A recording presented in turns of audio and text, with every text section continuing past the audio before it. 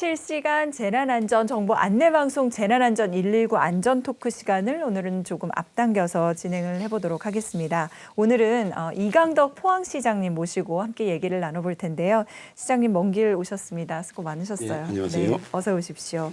우선 저희가 이제 기초자치단체장으로서는 처음으로 포항시장님을 모셨거든요.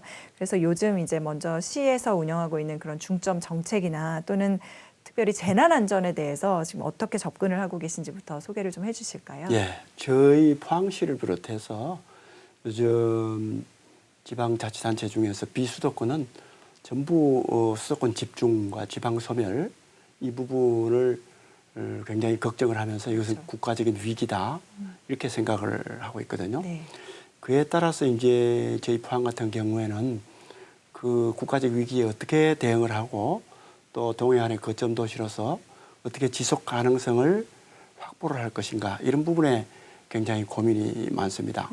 우선 포항하면은 제철 도시로 유명하지 않습니까? 네, 그렇죠. 제철 그래서 도시. 제철 산업 이외에 새로운 신산업을 어떻게 육성을 해서 산업 도시로서의 위상을 계속 유지하는 것과 또 지방에도 사람들이 정주하고 싶은 욕망이 생길 수 있도록 네. 정치 여건을 계속 개선하는 그런 부분에 관심이 많습니다. 저희 포항시 같은 경우에는 도시 숲이나 공원을 대폭 확장하는 그린웨이 프로젝트를 진행을 하고 있고요. 네. 또 포스텍에 유명 의과대학을 신설을 해서 의료 여건을 또 획기적으로 향상시키는 그러한 문제가 있습니다. 한 2년 전에 저희들이 큰 태풍을 겪었거든요. 네. 그래서 그러한 재난을 다시는 겪지 않기 위해서 도시의 안전진단 용역을 하고 또 그 용역 결과에 따른 체계적인 대책을 수립을 해서 이렇게 시행함으로 해서 네. 우리 시민들이 좀 더 안전할 수 있도록 그렇게 하는 것을 집중적으로 추구를 하고 있습니다. 네, 생각보다 더 많은 일들을 하고 계신데 사실 사람들이 포항하면은 말씀하신 것처럼 뭐 제철도 떠오르고 또 뭐 정말 신년 초에는 일출을 보러 가기도 하고 여러 가지가 생각이 많이 나지만 언제부턴가 포항이라 그러면은 떠오르기 시작한 게 사실은 이제 지진이잖아요. 그렇습니다. 저희가 재난안전 토크를 진행하고 있기 때문에 이 지진 얘기를 또 빼놓을 수가 없는데 이게 보니까 2017년 11월 15일에 역대 두 번째로 컸던 포항 지진이 있었고 당시에 이제 피해 상황도 좀 많이 컸던 걸로 알고 있어서 기억나시는 대로 한번 좀 다시 말씀을 부탁드리겠습니다. 예. 2017년도에 진도 5.4의 지진이 일어났거든요. 그게 이제 역대 두 번째 규모인데 네. 피해로 보면은 사상 최대였거든요. 사상 최대 피해. 네. 네. 인명 피해가 한 118명 정도 났었고 재산적인 그런 부분의 피해도 엄청났거든요. 네. 수만 건의 재산 피해가 신고가 되고 또 그러한 공식적인 피해 이외에도 네. 경제적인 그런 위축 문제 기타 뭐 지역에 미친 영향은 뭐 엄청났습니다. 그렇겠죠. 예, 정말 그래서 놀랬겠어요. 그렇습니다. 그 이후에 이제 지진의 원인이 정부에서 규명을 하고 또 시민 자체적으로 위원회를 구성해서 이렇게 이 결과가 나왔는데 네. 정부의 국책 사업의 하나인 지열 발전 사업으로 촉발된 인공 지진이다. 인공지진. 예, 이렇게 해서 여쭤보려고 했었습니다. 그렇습니다. 그래서 자연 지진 하는 게 밝혀졌고요. 그로 인해서 이제 지진 특별법이 2019년도에 제정이 되고 그에 따라서 그 특별법에 따른 피해 구제가 네. 재산 같은 경우에 약 12만 6천 건 정도 신고가 접수가 되고 약 5천억 정도의 배상이 예산이요. 됐습니다. 네. 근데 이제 그때를 돌이켜서 생각을 해보면은 그때 뭐 집이 기울어지거나 또는 뭐 무너져가지고 다시 돌아갈 수가 없었던 분들은 텐트에서 굉장히 오래 뭐 3년 넘게 지낸 분도 계셨다 이런 얘기를 들었는데 이분들은 그럼 지금은 다들 집으로 돌아가셨는지 또 시에서는 어떤 지원을 해주셨는지도 궁금해요. 예, 한 4년 정도 최종 그 마지막 이제 이렇게 철수한 지진 대피소가 4년이요? 그 정도로 됐고요. 처음에는 한 1,800명 정도 이재민이 발생을 했습니다. 네. 그래서 저희들이 구호소를 31개소를 운영을 하고 그게 이제 급식이라든지 여러 가지 구호 조치를 이렇게 쭉 하면서 네. 이렇게 시민들, 이재민들 생활에 불편이 없도록 그렇게 해왔었는데 마지막 하나는 조금 전에 말씀드린 바와 같이 4년이 경과된 2021년도 10월경에 네.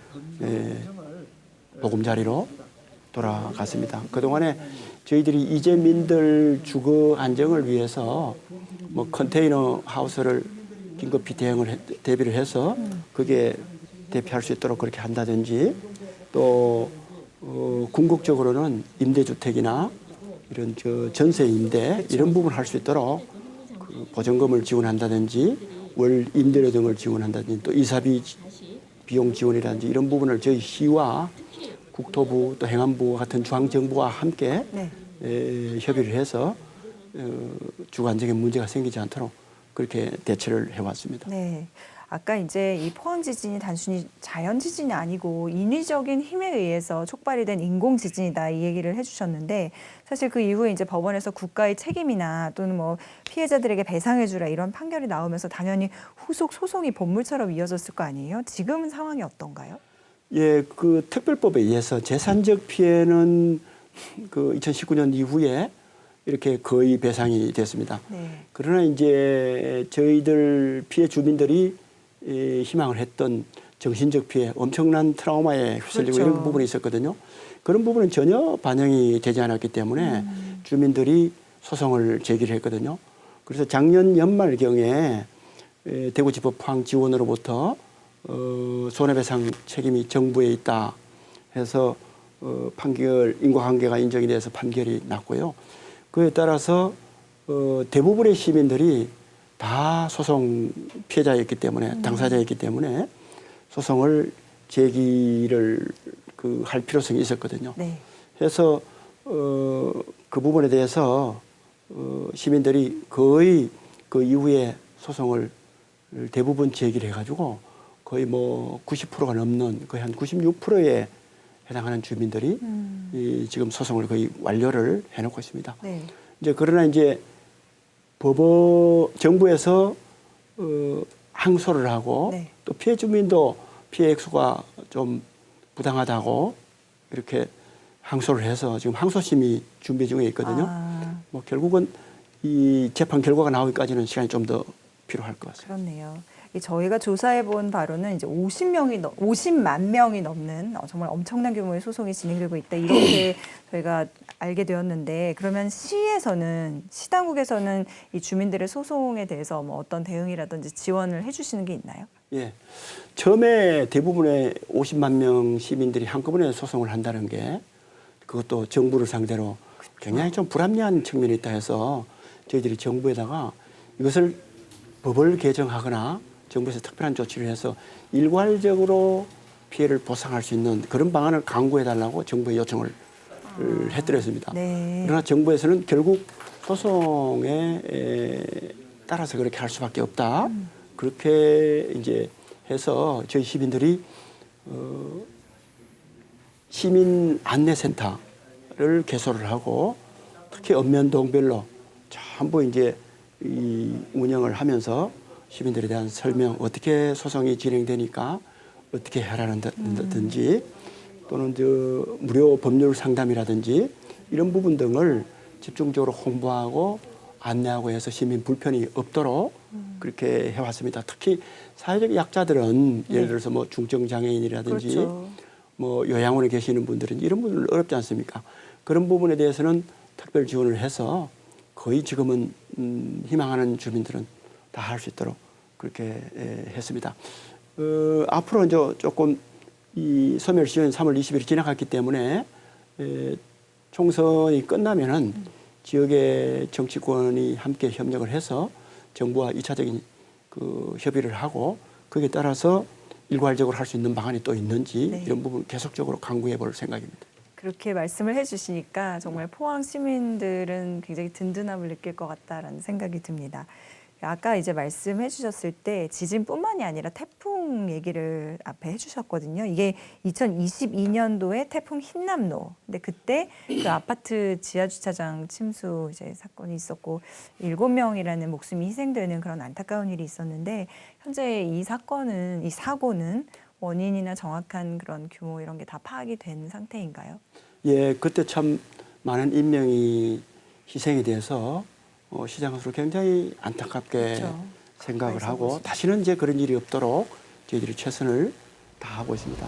남도 당시에 포항 지역에 단시간에 한 최대 500mm라는 막대한 비가 내렸거든요. 그 당시에 시우량 역시 최대가 110mm 넘는 네.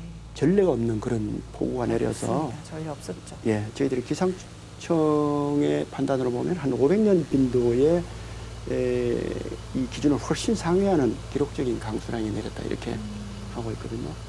거기에다가 포항은 이제 해안 도시이기 때문에 당시에 기상청이 예보한 기준보다도 1m가 더 상회하는 해수위가 이렇게 만조가 겹쳐서 네. 피해가 더욱 컸던 거거든요. 현재 그 사건은 지금 법원에서 재판이 계류 중에 있기 때문에 조금 더 기다려야 그 결과와 원인이 좀 더 나올 것 같고요. 저희 시는 그 사건을 교훈 삼아서 다시는 그런 일이 없도록 또 우리 시민의 안전을 지켜줄 수 있도록 모든 노력을 지금 다하고 있습니다. 네, 방금도 이제 말씀하셨지만 결국은 이런 일은 뭐 그때는 전례가 없었다고는 하지만 이번 한 번 일어났었기 때문에 이제는 다시는 일어나지 않게 하는 게 중요한데 그러면은 포항시에서 이 재발 방지를 위해서 기울이고 계신 노력을 조금 더 구체적으로 설명해 주셔도 좋을 것 같아요. 제가 시장을 11년째 지금 하고 있거든요. 근데 이제 그간에 느낀 것은 이렇게 뭐 일반적으로 이해하는 기후변화 이러한 것보다도 훨씬 더 현실적으로 기후변화 그 피해가 우리 이 시민들의 일상생활에 다가와 있다 하는 그런 위기감을 느끼고 있습니다. 그래서 예전에 하던 그러한 그 재난 대처 정도가 아니고 기후변화로 어떠한 재난이 발생할지 모르겠다. 상상 이상의 그러한 것들이 발생할 수 언제 있다. 어떻게 발생할지 모르죠. 그러한 전제를 두고 저희들이 각종 대처 매뉴얼이나 뭐 관련된 조치를 해야 되는 이런 부분에 있어서 조례나 이런 것을 재개정을 하고 또 하천이나 또 도시 침수 이런 것을 대비해서 네. 선제적으로 대응할 수 있는 그런 체제를 구축하는 데 집중을 하고 있습니다. 그래서 주민들이 거주하는 주택이라든지 소규모 상가라든지 이런 부분에 대해서는 차수판, 그러니까 이 폭우가 내려서 하천이나 이런 것이 범람했을 때 최소한의 피해를 막을 수 있는 차수판을 설치한다든지 차수판 설치. 그렇습니다. 네. 또 주민들이 대피할 수 있는 극한 강우의 경우에 그러한 것을 염두에 두고 중요한 거점별로 2층 이상 대피할 수 있는 건물을 파악을 하고 대피소를 지정을 해서 사전에 거기에 대피하는 훈련 이런 것 등을 계속 반복해서 적어도 인명피해는 나지 않아야 되겠다 이렇게 지금 하고 있고요. 또 하천이 범람하지 않도록 하천에 이렇게 흐를 수 있는 통수량의 범위를 훨씬 늘리는 네. 그런 하천을 준설한다든지 이런 부분에 대해서 저희들이 재정을 집중 투입을 해서 계속 이렇게 하고 있고 뭐 적어도 올해 여름 전까지는 1차적으로 필요한 것은 완료를 할 생각이고 또 항상 평상시에 계속 하수도 정비라든지 이런 것 등을 해서 문제가 생기지 않도록 일상적으로 해나가고 있습니다. 네. 아까 이제 또 트라우마 얘기를 하셨기 때문에 좀 여쭤보고 싶은 게 있는데요. 이게 이제 특별하게 뭐 자기가 당하거나 주변에 가까운 사람이 이걸 당한 걸 보게 되면은 정신적 트라우마가 심하잖아요. 그럼 그런 경우에서도 이제 시에서 지원을 지금 해주고 계신 게 있나요? 그렇습니다. 그 당시에 2017년도 포항 지진의 경우에 그 거의 대부분의 시민들이 심한 트라우마, 예를 들어서 뭐 조그만 차량이 지나가다가 건축물이 흔들려도 지진인가 이렇게 해서 그 불안감을 느끼는 네. 그런 부분, 특히나 심한 피해를 당했던 분들은 엄청난 트라우마를 그렇죠. 상상도 안 돼요. 하고 있거든요. 그래서 저희들이 트라우마 지원 센터를 개설해서 임시로 이렇게 쭉 운영을 해왔습니다. 이제 보건소를 새로 이전해서 신축하는데 네. 그 주변에 그 항구적인 트라우마 지원 센터를 건축을 해서 거기에 언제든지 와서 지원받을 수 있도록 또 지난번 흰남노 태풍이나 이런 것처럼 그 재난을 당한 이후에 그런 피해를 겪는 피해자나 또 유족들 네. 이런 분들이 와서 치유받을 수 있도록 저희들이 적극적으로 지원을 하고 있습니다. 지진 이후에 저희들이 현재까지 지금 이렇게 쭉 통계를 내보면은 네. 한 10만 건 정도 치료를 한 그런 이게 사건이 축적이 되고 있거든요. 앞으로도 계속 이것을 발전시켜서 앞으로 재난이 일상적으로 여러 분야에 올 수가 있기 때문에 그런 부분에 다 이렇게 지원할 수 있도록 그렇게 할 계획입니다. 네, 지속적인 지원을 좀 부탁을 드리도록 하고요. 그리고 이제 최근 기사를 보다 보니까 지난달에 포항시가 극한 재난 시에 긴급 통신이 가능하게 재난안전 통신망을 구축했다. 그래서 이거를 구청과 읍면동 전체에 보급한다. 이런 발표가 있었는데 그럼 이걸 통해서 진짜 보다 신속하게 대응이 가능해진 건가요? 그렇습니다. 재난이 당하면은 첫째는 전기가 끊어지고요. 수도가 끊어지고 가장 중요한 통신이 끊어집니다. 네. 통신이 끊어지면은 어떤 지역에 얼마 많은 사람들이 피해를 받는지 네. 또 우리가 어떻게 지원을 해야 되는지 이런 부분에 대해서 전부 두절이 되거든요. 그렇죠. 그러한 재난의 상황에서도 충분한 그런 소통이 될 수 있도록 뭐를 지원해야 되고 어떻게 해야 되는지를 소통을 할 수 있도록 그런 긴급 재난 통신망을 저희들이 갖출 필요가 있습니다. 정말 중요하네요. 예. 아울러서 시청뿐만 아니고 이런 긴급 재난에 동원될 수 있는 소방, 군, 경찰, 기타 재난 대응 관련되는 기관들이 일사불란하게 대응할 수 있도록 그렇게 하는 지휘 체제를 마련할 필요가 있거든요. 그래서 저희들이 재난 통신망을 대폭 확충을 해가지고 뭐 중요한 지역마다 이렇게 사전에 배포를 하고 또 훈련을 하고 이렇게 해서 재난을 당하더라도 그러한 부분에 문제가 없도록 저희들이 갖추고 또 훈련도 하고 이렇게 하고 있습니다. 네, 정말 가장 중요한 거를 짚어주신 것 같아요. 통신이 두절되지 않도록 네. 특별한 배려를 하고 계신다는 말씀을 들었고요. 그리고 이제 지난달, 그러니까 3월 6일에 전국적으로 민방위 훈련이 있었지 않습니까? 이건 포항시에서는 그럼 주로 이럴 때 어떤 훈련을 진행을 하시나요? 민방위 저희들은 지진도 겪고 좀 전에 또 이렇게 말씀하신 태풍 피해, 폭우 피해를 그렇죠. 당해서 인명도 손상당한 게 있고 이렇게 하기 때문에 우선 이제 그러한 상황을 가정한 네. FTX, CPX 이런 부분을 각급 재난 대응 기관들이 이 유관기관들이 함께하는 그런 훈련들을 하고 있고요. 또 주민들도 이러할 경우에 어디로 대피해야 되는지 네. 이런 부분에 대해서 숙지를 하면서 하는 것을 계속 하고 있습니다. 또 매달 실제와 같은 그런 것을 염두에 두고 이렇게 훈련을 축적해 가면서 시민들이 일상화할 수 있도록 요령을 그렇게 하고 있습니다. 네. 그 시장님께서 이제 극한호우라는 말씀을 쓰셨고 진짜 이 기후 변화로 인해서 언제 어떻게 재난이 닥칠지 모르는 그런 위기 상황 속에 우리가 노출돼 있다라는 말씀을 해주셨는데 이제 곧 여름이 오지 않겠습니까? 그리고 또 포항은 특별히 진짜 해안가에 있기 때문에 이럴 때 뭐 해일도 있을 수 있고 뭐 산사태, 침수 피해 특히 우려가 많을 것 같은데 지금 어떤 대비를 하고 계신가요? 예, 저희들이 이제 기상청하고 해서 중앙정부에서 예상하는 각종 재난 상황, 비가 얼마나 올 건지, 파도가 얼마나 높을 건지 이런 부분에 대한 정보를 사전에 파악하는 부분에 집중을 하고 있고요. 그것은 저희들을 중앙정부만 의지하는 것이 아니라 네. 뭐 미국이나 일본, 외국의 기상정보 이런 것까지도 저희들이 캐치를 해서 저희 지역에 미칠 수 있는 사전 상황을 예측하고 대비하는 부분에 네. 집중을 하고 있습니다. 그렇게 해서 뭐 침수가 예상된다든지 또 대피가 필요한 지역이라든지 이런 부분에 대한 것을 미리 지정을 하고 또 대피를 하고 이런 부분 또 그다음에 이제 이 통제해야 되는 위험한 지역에 접근하지 않도록 하는 그런 부분에 대한 통제 라인을 설치하는 그런 부분이라든지 또 이런 부분에 집중을 해서 하고 있고요. 장기적으로는 네. 정부가 좀 대응해주면 좋은 부분. 뭐 예를 들어서 저희 포항을 중심으로 한 동해안 지역의 기후변화 현상이 예전과 다르게 심각하게 빨리 찾아와요. 예, 위험이 급상승하고 있다는 걸 네, 느끼거든요. 네.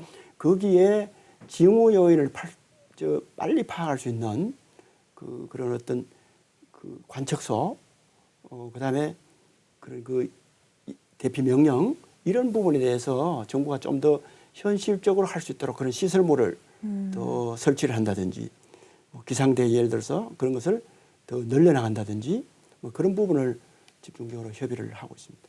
포항이라고 하면은 이제 주변에 아무래도 어떤 뭐 과메기라든지 아니면 진짜 뭐 오징어라든지 대게라든지 이런 해산물들을 많이 떠올리게 되거든요. 근데 요즘은 뭐 심지어 울릉도에도 오징어가 안 잡힌다는 얘기가 들릴 만큼 오징어 어획량이 급감하고 있고 이런 식으로 되면 어민들한테도 되게 타격이 클 것 같아서 어민들에 대해서는 또 특별히 어떤 배려와 대책을 세우고 계세요?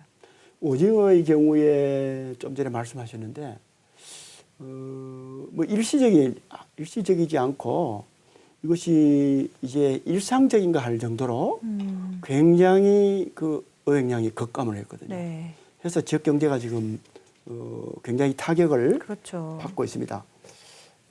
작년 한 해에 비해 가지고 올해 오징어가 그 입한량이 한 50% 정도 급감했어요. 급감할 정도로 지금 많이 피해를 보고 있거든요. 그래서 그 피해를 많이 보는 어민들에 대한 그 업 경영자금 이 지금 뭐 네. 대출받은 돈 이런 부분에 경영자금. 대해서 이자나 이런 부분도 감당을 못 하고 있거든요.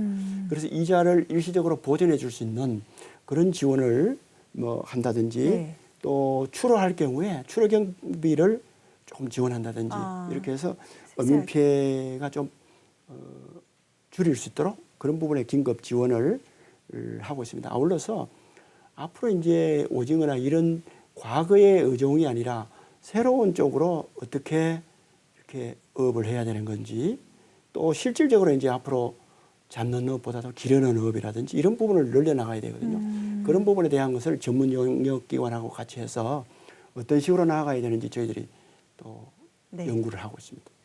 말씀을 들어보면은 시장님뿐만 아니라 정말 그 시민들도 참 고생이 많다. 여러 가지로 이제 변화의 국면 속에 뭐 인구 문제, 그다음에 기후 문제, 자연 재난까지 특별히 저희가 재난 방송이기 때문에 더 그런 생각이 듭니다. 이 자리를 빌어서 포항시 또 그리고 포항시를 아끼는 시청자분들께 당부하고 싶은 말씀이 있으시다면 시장님께서 해주셔도 좋을 것 같아요. 예, 존경하는 포항 시민 여러분, 아울러서 시청하고 계신 시청자 여러분, 이제 기후 변화로 인한 여러 가지 재해는 일시적으로 지나가는 것이 아니라 일상적으로 되었다고 저는 생각합니다. 따라서 어떠한 재난에도 피해를 입지 않도록 사전에 우리가 충분한 대비를 하는 것이 중요합니다. 국가적으로도 대비를 해야 되고 또 지방자치단체별로도 대비를 해야 되고 또 국민 개개인별로 대피 요령을 숙지하고 대비해야 되는 경우가 많거든요. 그래서 국민과 또 지방정부, 국민정부, 중앙정부 모든 요소가 함께 대응을 해야 우리 국민들의 피해를 최소화할 수 있다고 생각을 합니다. 또 아무런 어떤 어려움이 있더라도 이것을 함께 극복해낼 수 있는 의지, 또 역량을 함께 기르는 것이 중요하다고 생각합니다. 저희 포항시는 모든 노력을 기울여서 그런 부분에 집중해 나가도록 하겠습니다.